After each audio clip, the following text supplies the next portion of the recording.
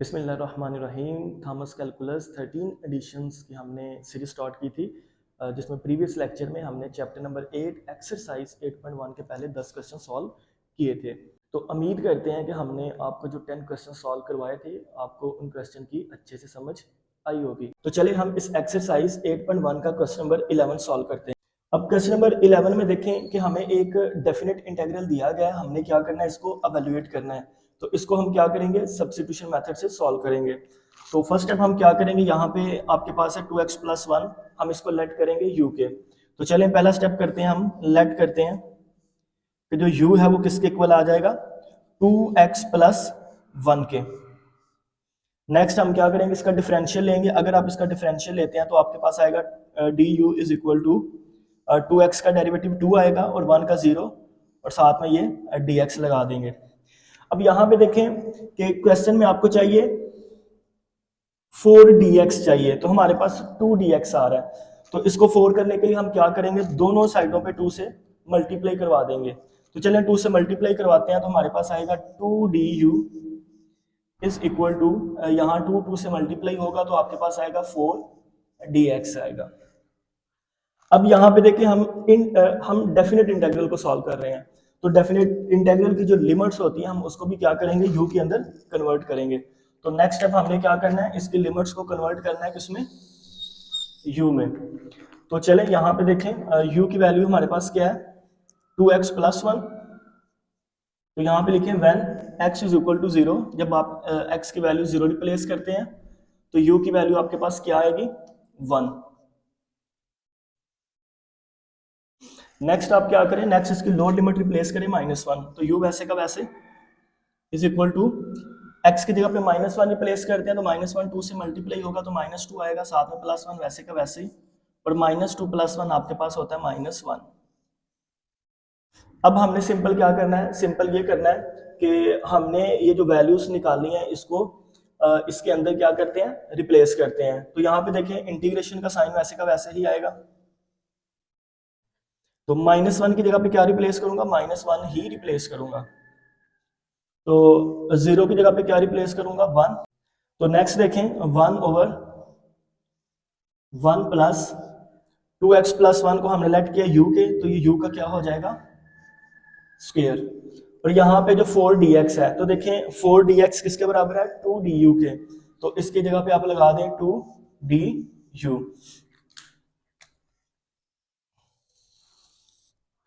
तो चलें इसकी इंटीग्रेशन को क्या करें, एवेल्युएट कर दें। तो जो प्रीवियस वीडियो थी उसमें भी हमने आपको बताया था कि ये जो आपके पास है ना 1/1 प्लस यू स्क्वायर, तो ये आपके पास एक फार्मूला है किसका, tan इनवर्स यू के। तो उसी फार्मूला को हमने क्या करना है, यहाँ पे अप्लाई करना है। तो ये हमारे पास हो जाएगा is equal to, to constant है इसको हम पहले लिख लेते हैं, फिर integral -1 to 1 1/1 plus u square d u. अब यहाँ पे देखें ये एक फॉर्मूला बन रहा है किसका, tan इनवर्स u का, जो मैं आपको प्रीवियस वीडियो में 2-3 दफा बता चुका हूँ और हमने इसको 2-3 क्वेश्चंस के अंदर इस फार्मूला को अप्लाई भी किया है। तो यहाँ भी हम क्या करेंगे, उसी फार्मूला को अप्लाई करते हैं। तो यहाँ पे देखें 2 वैसे का वैसे ही फार्मूला अप्लाई करें तो आपके पास आएगा tan इनवर्स u, और साथ में क्या करें, उसके लिमिट्स रिप्लेस कर दें। लिमिट्स आपके पास क्या है, -1 to 1। अब देखिए 2 ऐसे का वैसे सिंपल इसकी लिमिट्स जो है ना वो क्या करें, इसके अंदर रिप्लेस करें। तो tan इनवर्स, पहले u की जगह पे 1 को रिप्लेस करें, फिर माइनस tan इनवर्स u की जगह पे -1 को रिप्लेस कर दें। 2 ऐसे का वैसे ही अगर आप कैलकुलेटर से tan इनवर्स 1 की वैल्यू निकालते हैं तो आपके पास क्या आएगा, 45। और 45 को अगर हम रेडियन के अंदर लिखते हैं तो हमारे पास आएगा π/4। तो यहाँ पे देखिए माइनस वैसे का वैसे, यहाँ पे -1 है। तो इसकी भी जो आप अगर आप इसको भी एवेल्युएट करते हैं कैलकुलेटर से तो ये आपके पास आएगा -π/4। तो 2 जो है ना वो इस सारे से मल्टीप्लाई हो रहा है। अब यहाँ पे देखें माइनस माइनस प्लस हो जाएगा, तो सिंपल इसका क्या करें, एलसीएम ले लें। तो 2 ऐसे का वैसे, तो इसका एलसीएम लेते हैं तो 4 एलसीएम आ जाएगा, 4 4 से कैंसिल, पाए फिर प्लस पाए। तो सिंपल हमारे पास हो जाएगा 2 वैसे का वैसे और ये आपके पास हो जाएगा 2 पाई और डिनोमिनेटर्स में 4 आ जाएगा। यहाँ से 2 इस 2 से मल्टीप्लाई होगा तो आपके पास हो जाएगा 4 पाई और डिनोमिनेटर्स में भी 4। तो अब यहाँ से ये 4 इस 4 से कैंसिल हो जाएगा तो हमारे पास आएगा सिंपल पाई। अब ये जो पाई है ना, ये हमारे पास क्वेश्चन नंबर 11 का क्या है, आंसर है। चले हम इस एक्सरसाइज का क्वेश्चन नंबर 12 सॉल्व करते हैं। तो क्वेश्चन नंबर 12 भी आपको एक डेफिनेट इंटीग्रल दिया गया है, आपने क्या करना है, इसको एवेल्युएट करना है। तो अब यहाँ पे सबसे पहले अपने फंक्शन को देखें कि ये जो हमें फंक्शन दिया गया है ना, ये हमारे पास एक इम्प्रॉपर फ्रैक्शन है। तो आपको पता है इम्प्रॉपर फ्रैक्शन क्या होती है कि अगर आपके पास जो नोमिनेटर्स है, नोमिनेटर में जो वेरिएबल की पावर है ना, अगर ये मैक्सिमम होती है as compare to the denominators, तो वो आपके पास क्या होती है, इम्प्रॉपर फ्रैक्शन होती है। तो हम क्या करेंगे, सबसे पहले इसको प्रॉपर फ्रैक्शन में चेंज करेंगे, देन हम क्या करेंगे, इसके ऊपर इंटीग्रल को एवेल्युएट करेंगे। तो सबसे पहले मैं क्या करूंगा, सबसे पहले ये जो मुझे फंक्शंस दिया गया है, इस फंक्शंस को मैं क्या करूंगा, प्रॉपर फ्रैक्शन में चेंज करूंगा। आप इसको बेशक इक्वेशन नंबर 1 का नाम दे दें। तो चले हम क्या करते हैं, इसको प्रॉपर फ्रैक्शन में चेंज करते हैं। यानी कि यहाँ पे जो x की पावर है ना, ये हमें क्या चाहिए, डिनोमिनेटर में जो x की पावर है ना उससे छोटी चाहिए। यानी कि डिनोमिनेटर में हमेशा x की पावर ज्यादा होनी चाहिए, उसके इक्वल भी नहीं आनी चाहिए। अगर इक्वल भी आ जाएंगी, यानी कि नोमिनेटर और डिनोमिनेटर में x की पावर आपस में सेम आ जाएगी, तो वो भी इम्प्रॉपर फ्रैक्शन है। तो प्रॉपर फ्रैक्शन वही होगा कि जो डिनोमिनेटर है इसकी पावर हमेशा आपके पास क्या होनी चाहिए, ग्रेटर देन होनी चाहिए as compare to the numerators. तो चले हम इसको क्या करते हैं, प्रॉपर फ्रैक्शन में चेंज करते हैं। चेंज करने के लिए हम क्या करते हैं, इसको डिवाइड करवा देते हैं। जाहिर सी बात है यही पॉसिबिलिटी है। तो वो हमारे पास क्या है, 4x का स्क्वायर -7, इसको मैंने डिवाइड करवाना है किसके ऊपर, 2x प्लस 3 के ऊपर। अब यहां पे देखें 4x स्क्वायर है, तो इस x स्क्वायर को मैंने क्या करना है, वैनिश करना है। तो ये वैनिश एक ही सूरत में हो सकता है कि जब मैं इस 2x को किससे मल्टीप्लाई करवाऊंगा, 2x से मल्टीप्लाई करवाऊंगा। तो यहाँ पे देखें 2x, अब 2x से मल्टीप्लाई होगा तो आपके पास क्या आ जाएगा, 4x का स्क्वायर आ जाएगा। अब ये +3 भी इस 2x से मल्टीप्लाई होगा। अगर 3 को 2x से मल्टीप्लाई करते हैं तो आपके पास आएगा +6x। अब आपने क्या करना है, इन दोनों इक्वेशन को माइनस करना है। तो ये प्लस का ये माइनस का हो जाएगा, जब इसको माइनस करूंगा तो ये भी माइनस का हो जाएगा। अब यहाँ पे देखें प्लस का 4x और माइनस का 4x आपस में कैंसिल हो जाएंगे। तो नीचे सिंपल हमारे पास आएगा -6x और ये वाला -7। अब यहाँ पे देखें कि जो हमारे पास डिनोमिनेटर्स है, यहाँ पे x की पावर क्या है, 1 है। डिवाइड करवाने से दोबारा x की पावर 1 आ रही है। तो मैंने कहा था ये दोनों सेम भी नहीं होनी चाहिए, यानी कि डिनोमिनेटर्स की जो पावर है वो हमेशा ग्रेटर देन होनी चाहिए। तो लिहाजा हमें क्या करना है, हमने इस x को भी वैनिश करना है, यानी कि x को भी खत्म करना है। तो इसको वैनिश करने के लिए क्या करेंगे कि इस 2x को सोचे किससे मल्टीप्लाई करेंगे। अगर इस 2x को मैं -3 से मल्टीप्लाई करता हूं तो मेरे पास -6x आएगा। तो लिहाजा हम इसको -3 से मल्टीप्लाई करते हैं। तो 2x -3 से मल्टीप्लाई होगा तो मेरे पास आएगा -6x। इसके बाद +3 -3 से मल्टीप्लाई होगा तो आपके पास आएगा -9। तो इन दोनों इक्वेशंस को भी क्या करें, आपस में माइनस कर दें। जब माइनस करेंगे तो ये माइनस का ये प्लस का हो जाएगा, तो ये माइनस का ये भी प्लस का हो जाएगा। तो सिंपल हमारे पास क्या होगा, ये -6x और +6x कैंसिल हो जाएंगे। तो -7 + 9 आपके पास क्या होगा, प्लस का 2 आएगा। अब सिंपल हमने क्या करना है, ये जो हमें फंक्शन दिया गया है इसको हमने लिखना कैसे है, इसको आपने ध्यान से देखना है। देखिए इंटीग्रल का साइन वैसे का वैसे ही आएगा और इसकी जो लिमिट्स दी गई है -1 to 3 वो भी वैसे की वैसे। अब इसको हम लिखेंगे कैसे, जो हमें ऊपर वाली वैल्यूज है 2x - 3, तो इसको हम लिखेंगे 2x - 3 फिर प्लस ये जो नीचे वाली वैल्यू आपके पास 2, तो 2 ओवर आपके पास आएगा 2x + 3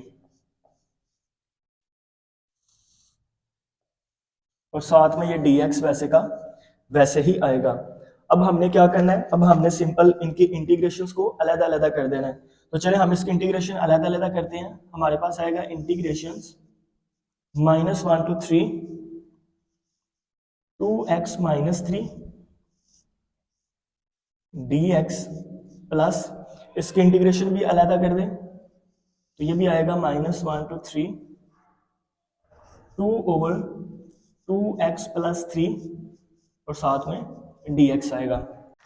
अब यहाँ पे देखें, अब यहाँ पे हम क्या करेंगे, सिंपल जो है ना इसके इंटीग्रेशंस को एवेल्युएट कर लेंगे, क्योंकि ये हमारे पास सिंपल फंक्शन बन चुके हैं, हम इसकी इंटीग्रेशन आसानी से एवेल्युएट कर सकते हैं।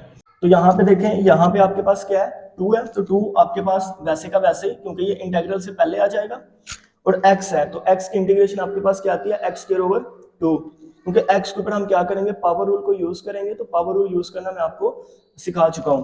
तो x की इंटीग्रेशन हमारे पास आ जाएगी x²/2।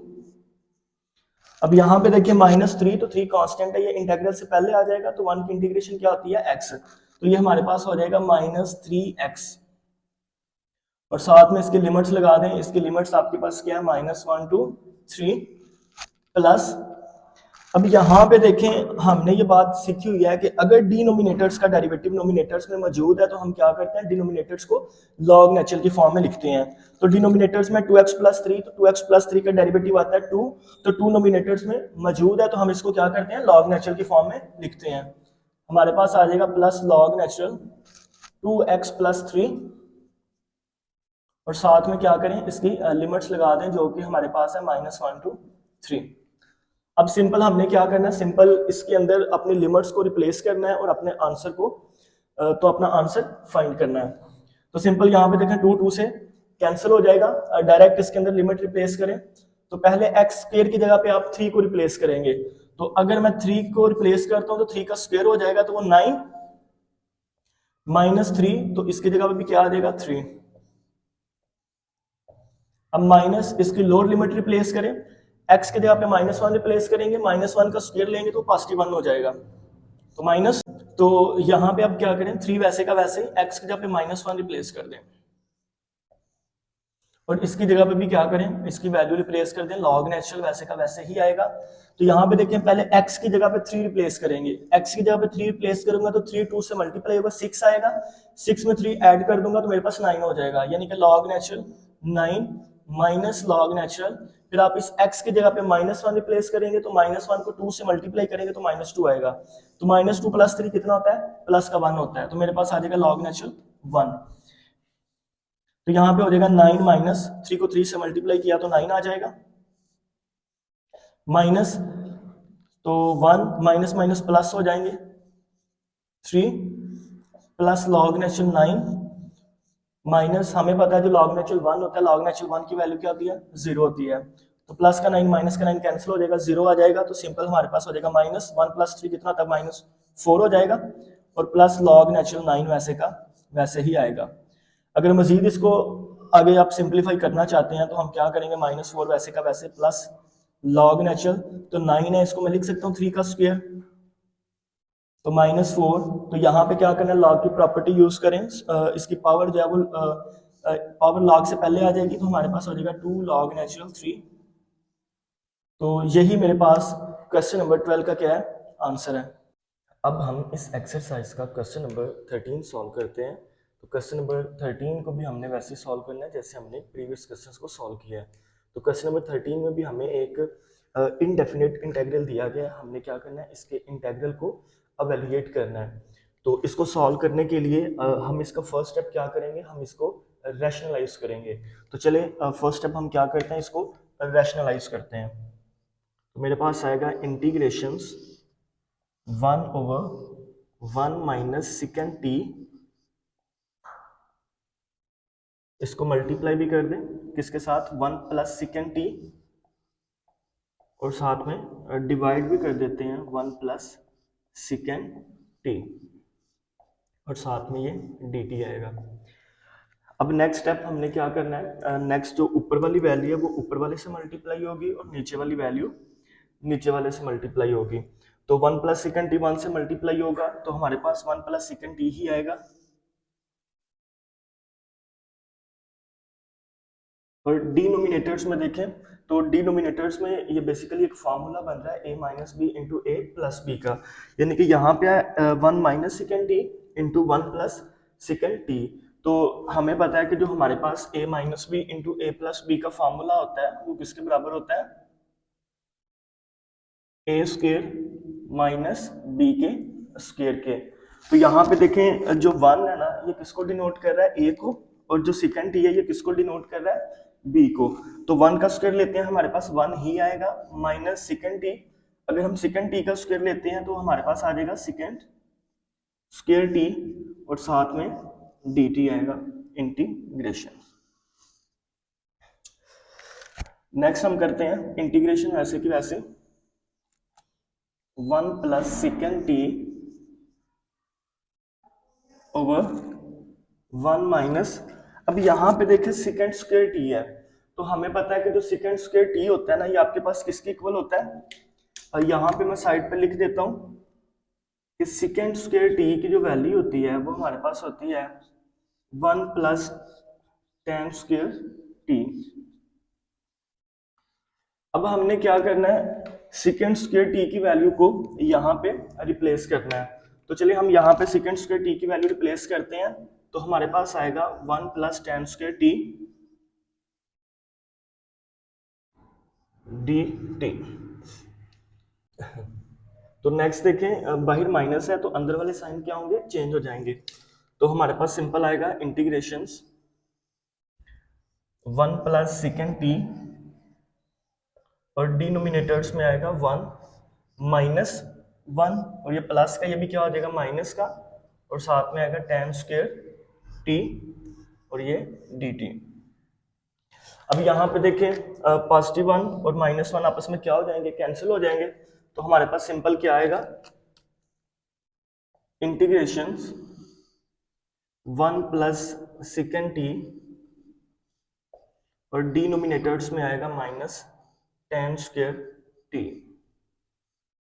अब यहाँ पे देखें डिनोमिनेटर में माइनस है, तो अगर हम माइनस को ऊपर भी लिख लें तो कोई मसला नहीं है। तो ये माइनस 1 प्लस सेकंड टी से मल्टीप्लाई होगा तो इनका साइन चेंज हो जाएगा, ये प्लस का 1 है ये आपके पास माइनस का 1 हो जाएगा, और ये प्लस का है ये हमारे पास माइनस का सेकंड टी हो जाएगा। और डिनोमिनेटर्स में tan स्क्वायर टी वैसे का वैसे ही आएगा, और साथ में डी टी इंटीग्रेशन से। अब नेक्स्ट स्टेप हमने क्या करना है, नेक्स्ट स्टेप हमने इनको सेपरेट करना है।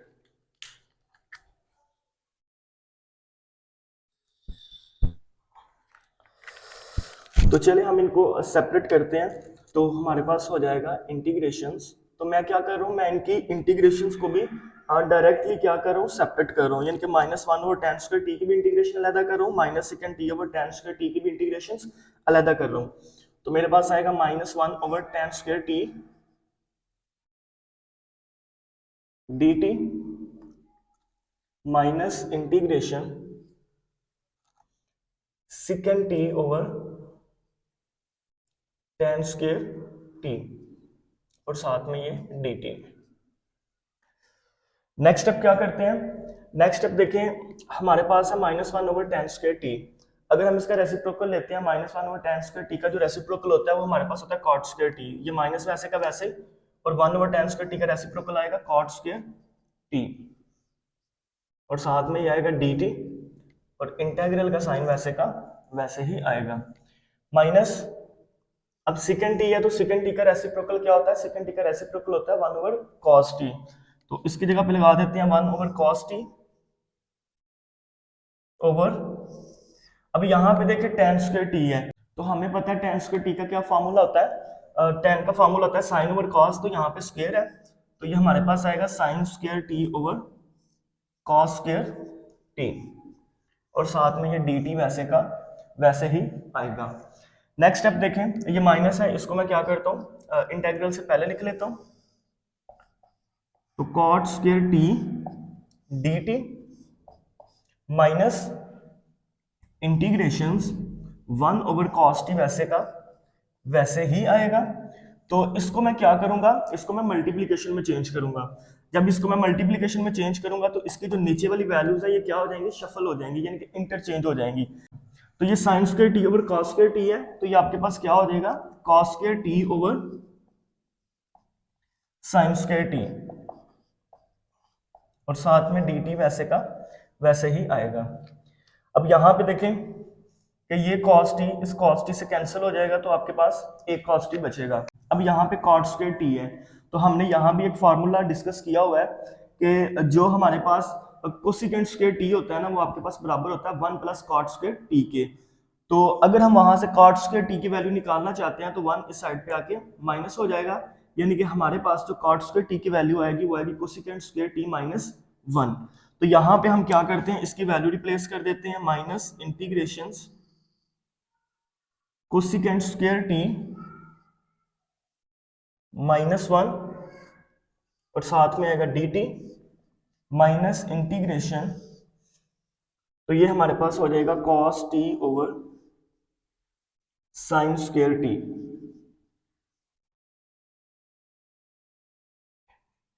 नेक्स्ट स्टेप हमने क्या करना है, इसके इंटीग्रेशंस को अलग अलग कर दें। चले हम इसकी इंटीग्रेशन अलग करते हैं, बाहर माइनस है तो हमारे पास हो जाएगा minus integrations cosecant square T D T, बाहर माइनस है तो ये माइनस क्या हो जाएगा, प्लस हो जाएगा, integrations 1 D T minus integration, यहां पे देखें ये cos t over sin square t है, तो cos t over sin t हमारे पास क्या होता है, cot t, तो इसकी जगह पे मैं लगा दूंगा cot t, देन हमारे पास डिनोमिनेटर्स में एक sin t बच जाएगा, तो 1 ओवर sin t किसके इक्वल हो जाएगा, कोसिकेंट t के, तो इसकी जगह पे मैं लगा दूंगा कोसिकेंट t और साथ में dt आएगा।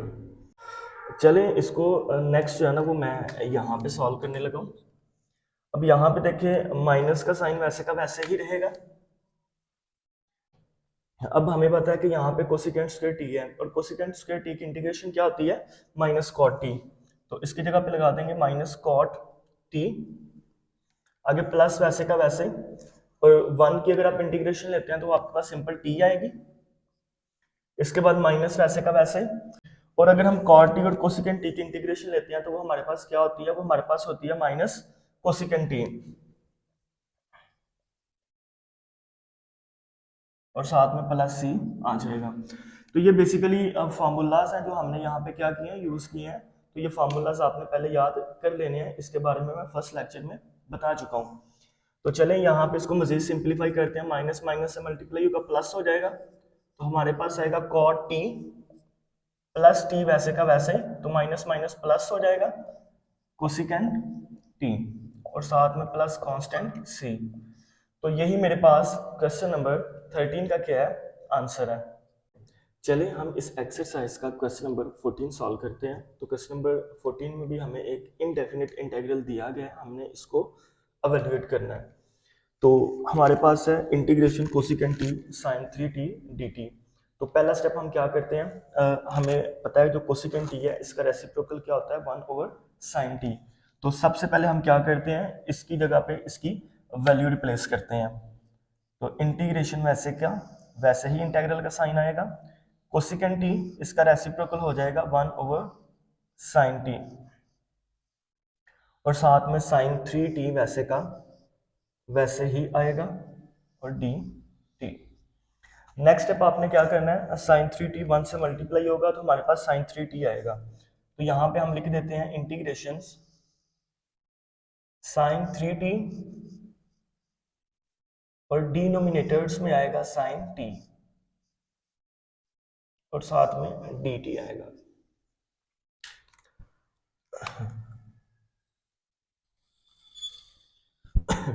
अब यहाँ पे देखें कि जो साइन का एंगल है ना हमारे पास वो कितना है, 3t है। तो हम क्या करेंगे, इसके एंगल को ब्रेक करेंगे दो पार्ट्स में। अब इसको ब्रेक हमने क्यों करना है, इसको हम इसलिए ब्रेक करेंगे क्योंकि ये हमारे पास फॉर्मूला बनेगा साइन अल्फा प्लस बीटा का। तो चले हम इसको दो पार्ट्स में ब्रेक करते हैं। तो हमारे पास साइन 3t है, इसको हम ऐसे लिख सकते हैं, sine sine 2t plus t और डिनोमिनेटर्स में ये वाला साइन टी वैसे का वैसे ही आएगा और साथ में डी टी और इंटीग्रेशंस। अब यहाँ पे है साइन 2t प्लस टी, हमें पता है कि ये फॉर्मूला बन रहा है साइन अल्फा प्लस बीटा का। तो साइन अल्फा प्लस बीटा का फॉर्मूला क्या होता है, यहाँ पे मैं आपको साइड पे लिख देता हूं, sine alpha plus beta is equal to sine alpha cos beta plus cos alpha sine beta. तो ये वही फार्मूला है जो हमने फर्स्ट ईयर के अंदर चैप्टर नंबर 10 में यूज किया है। तो यहाँ भी हमने क्या करना है, इस फार्मूला को अप्लाई करना है। तो चलिए हम क्या करते हैं, यहाँ पे इस फार्मूला को अप्लाई करते हैं। तो हमारे पास क्या आएगा, साइन अल्फा कॉस बीटा। तो यहाँ पे जो 2t है ये अल्फा को डिनोट कर रहा है और जो t है ये बीटा को डिनोट कर रहा है। तो चलिए इसको अप्लाई करते हैं। हमारे पास क्या आएगा, साइन अल्फा कॉस बीटा। तो यहाँ पे हमारे पास हो जाएगा साइन अल्फा, तो अल्फा की वैल्यू क्या है 2t, और साथ में आएगा कॉस बीटा, तो बीटा की वैल्यू यहाँ पे क्या है t, फिर प्लस का साइन यूज होगा, तो कॉस अल्फा, अल्फा की वैल्यू क्या है 2t, और साथ आएगा साइन बीटा, बीटा की वैल्यू क्या है t, और इसके डिनोमिनेटर्स में साइन t वैसे का वैसे ही आएगा, ये dt इंटीग्रेशन। अब यहाँ पे देखिए हमारे पास है साइन 2t। तो हमने ये फार्मूला भी फर्स्ट ईयर के अंदर पढ़ा हुआ है कि जो साइन 2t होता है ये किसके इक्वल होता है। यहाँ पे मैं लिख रहा हूँ साइन 2t इक्वल होगा 2 साइन t कॉस t के। तो सिंपल इस फार्मूला को हमने क्या करना है, यहाँ पे अप्लाई करना है। तो यहाँ पे साइन 2t की वैल्यू रिप्लेस करें। साइन 2t की वैल्यू आपके पास क्या होगी, 2 साइन t, और साथ में आएगा cos t। अब वो cos t इस cos t से मल्टीप्लाई होगा तो आपके पास होगा cos square t plus cos 2t वैसे का वैसे ही आएगा, और साथ में sin t भी वैसे का वैसे ही आएगा, और डिनोमिनेटर्स में हमारे पास आएगा sin t dt। अब यहां पे देखें, यहां भी sin t है और यहां भी sin t है, तो हम यहां से क्या करेंगे, sin t को कॉमन ले लेंगे। तो चले sin t को कॉमन लेते हैं। यहां से sin t कॉमन आएगा तो हमारे पास आएगा 2 cos square t plus sin t बाहर आ जाएगा तो प्लस 2 cos t, और डिनोमिनेटर्स में sin t वैसे का वैसे ही आएगा, और साथ में ये dt।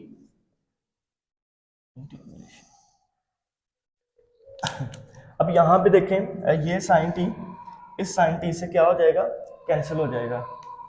तो हमारे पास सिंपल क्या बचेगा, integration 2 cos square t plus cos 2t। तो इसको हम यहां पे लिखते हैं integration 2 cos square t plus cos 2t।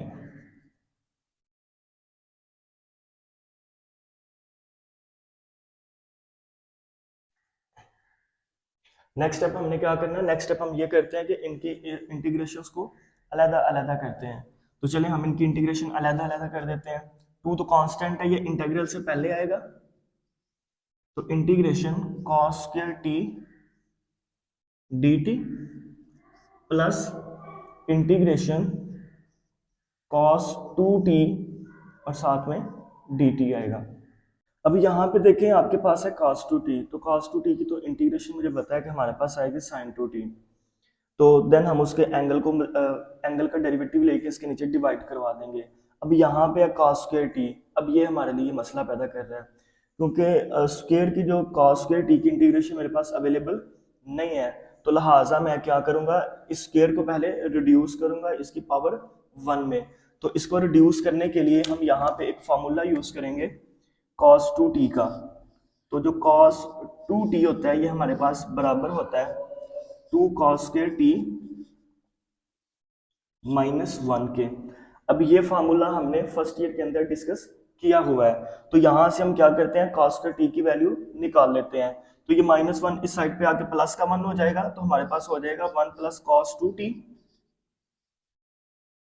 और इस साइड पे बचेगा 2 cos स्क्वायर t।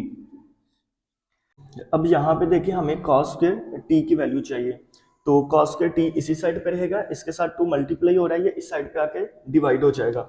तो हमारे पास सिंपल हो जाएगा cos स्क्वायर t की वैल्यू क्या आएगी,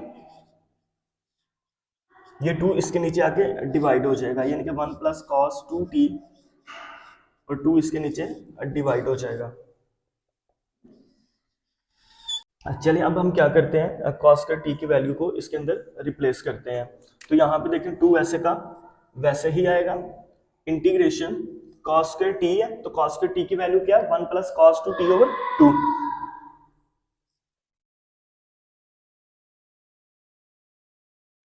2, और साथ में डी टी, आगे plus integration cos two T वैसे का वैसे ही आएगा।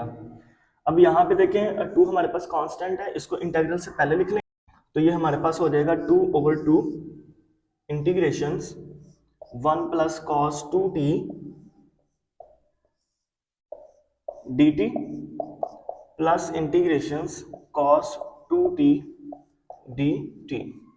अब यहाँ पे देखें टू टू से कैंसिल हो जाएगा तो सिंपल आप क्या करेंगे, इसकी इंटीग्रेशंस को तो यहाँ पे 1 है, हमें पता है 1 की इंटीग्रेशन क्या होती है, टी होती है, प्लस कॉस टू टी है, कॉस टू टी की इंटीग्रेशन क्या है, साइन टू टी, और देन अगेन हम क्या करेंगे, इसका एंगल जो दिया गया है इसका डेरिवेटिव लेंगे। तो एंगल का डेरिवेटिव क्या आएगा, 2 आएगा, तो उसको हम क्या करेंगे, इसके नीचे डिवाइड कर देंगे। इसके बाद प्लस वैसे का वैसे ही, तो यहाँ भी cos 2t है, इसकी इंटीग्रेशन भी क्या आएगी, sin 2t, तो इसको भी क्या करें, इसके भी एंगल का डेरिवेटिव लेके नीचे डिवाइड कर दें, और साथ में ये प्लस कांस्टेंट c वैसे का वैसे ही आएगा। अब यहाँ पे देखें ये भी sin 2t ओवर 2 है, प्लस ये भी sin 2t ओवर 2 है। नेक्स्ट t प्लस, अब हम क्या करते हैं, इस वैल्यू का एलसीएम लेते हैं। तो अगर मैं इसका एलसीएम लूंगा तो 2 एलसीएम आ जाएगा, तो ऊपर आएगा sin 2t प्लस, तो ये 2 इस 2 से कैंसिल हो जाएगा, तो sin 2t,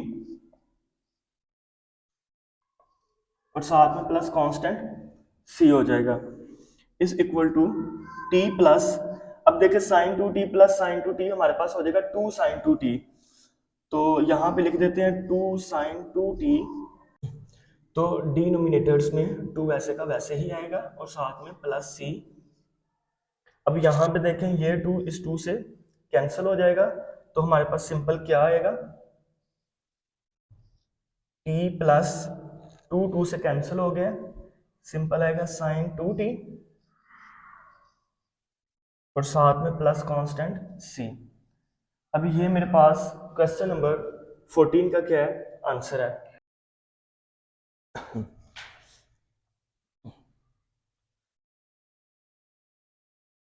चले हम इस एक्सरसाइज का क्वेश्चन नंबर 15 सॉल्व करते हैं। तो क्वेश्चन नंबर 15 में हमें एक डेफिनेट इंटीग्रल दिया गया है, हमने क्या करना है, इस डेफिनेट इंटीग्रल को एवेल्यूएट करना है। तो सबसे पहला हम स्टेप क्या करते हैं, इनको सेपरेट करते हैं, यानी कि अलग अलग करते हैं। तो चले हम इसका पहला स्टेप करते हैं। हमारे पास हो जाएगा 1/cos² theta plus sine theta over cos² theta,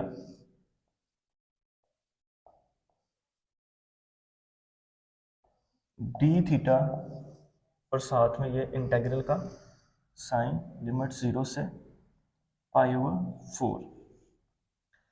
next देखें हमारे पास है 1/cos² थीटा।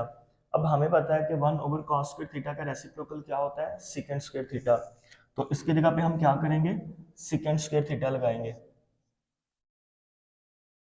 प्लस यहाँ पे देखें sin/cos² थीटा है, sin/cos किसके इक्वल होता है, tan थीटा के, तो sin/cos थीटा tan थीटा के इक्वल होता है, तो 1/cos किसके इक्वल हो जाएगा, वो भी sec थीटा के, और साथ में ये डी थीटा 0 से π/4।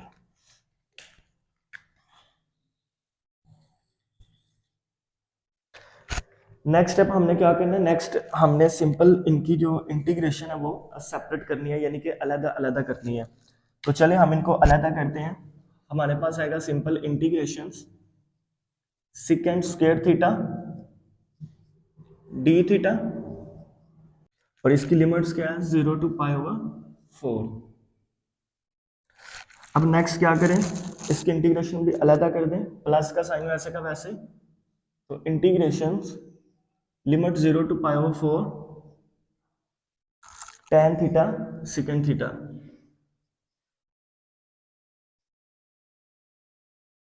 और साथ में आएगा डी थीटा। अब हमें सिंपल पता है सेकंड स्क्वायर थीटा की इंटीग्रेशन क्या होती है, tan थीटा। तो इसकी जगह पे हम क्या करेंगे, tan थीटा लगा देंगे और साथ में इसकी लिमिट्स लगा दें। लिमिट्स क्या है, 0 to π/4। अब प्लस का साइन वैसे का वैसे ही। अब यहाँ पे है tan थीटा सेकंड थीटा, तो tan थीटा सेकंड थीटा की इंटीग्रेशन क्या होती है, सेकंड थीटा।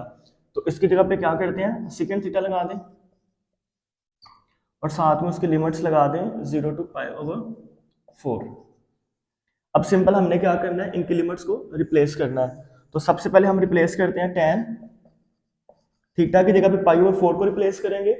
तो π/4 हमारे पास किसके इक्वल होता है, 45 के। तो इसकी जगह पे हम 45 लगा देंगे माइनस tan वैसे का वैसे ही। देन हम क्या करेंगे, इसकी लोअर लिमिट रिप्लेस करेंगे जो कि हमारे पास क्या है, 0 प्लस वैसे का वैसे ही। अब देखें सेकंड थीटा है, तो सेकंड थीटा की जगह पे वैल्यू रिप्लेस करें तो ये हमारे पास हो जाएगा सेकंड थीटा। इसकी जगह π/4 रिप्लेस करेंगे यानी कि 45 माइनस, देन हम क्या करेंगे, थीटा की जगह पे 0 रिप्लेस कर देंगे यानी कि हमारे पास आएगा सेकंड 0।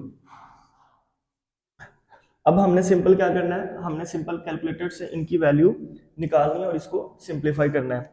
तो अगर हम क्या करते हैं, tan थीटा की tan 45 की वैल्यू निकालते हैं तो tan 45 हमारे पास किसके इक्वल होता है, 1 के। तो माइनस, तो tan 0 की वैल्यू हमारे पास क्या होती है, 0 होती है, प्लस अब यहाँ पे है सेकंड 45। तो हम क्या करेंगे, इसका रेसिप्रोकल लेंगे। तो सेकंड 45 का अगर रेसिप्रोकल लेते हैं तो हमारे पास आएगा 1/cos 45। अब हम कैलकुलेटर से अगर cos 45 की वैल्यू निकालते हैं तो cos 45 की वैल्यू होती है 1/√2।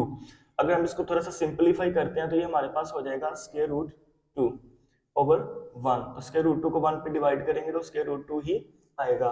तो लिहाजा सेकंड 45 की जगह पे हम क्या रिप्लेस करेंगे, √2। अब यहाँ पे √2 कैसे आया है ये मैंने आपको बता दिया है। इसके बाद है माइनस सेकंड 0, तो ये भी हमारे पास क्या हो जाएगा, 1/cos 0 इज इक्वल टू 1 वैसे का वैसे ही। अब cos 0 की वैल्यू हमारे पास होती है 1, तो 1 को 1 पे डिवाइड करेंगे तो हमारे पास क्या आएगा, 1 ही आएगा। तो इसकी जगह पे हम क्या करेंगे, 1 लगा देंगे। अब यहाँ पे देखिए 1 - 0 है तो 1 - 0 करते हैं, हमारे पास 1 ही आएगा। तो यहाँ पे हम लिख देते हैं 1 और ये प्लस का साइन वैसे का वैसे, और यहाँ पे सिंपल √2 और -1। अब ये +1 इस -1 से कैंसिल हो जाएगा तो हमारे पास सिंपल आएगा √2। तो यही मेरे पास क्वेश्चन नंबर 15 का क्या है, आंसर है। √2 है।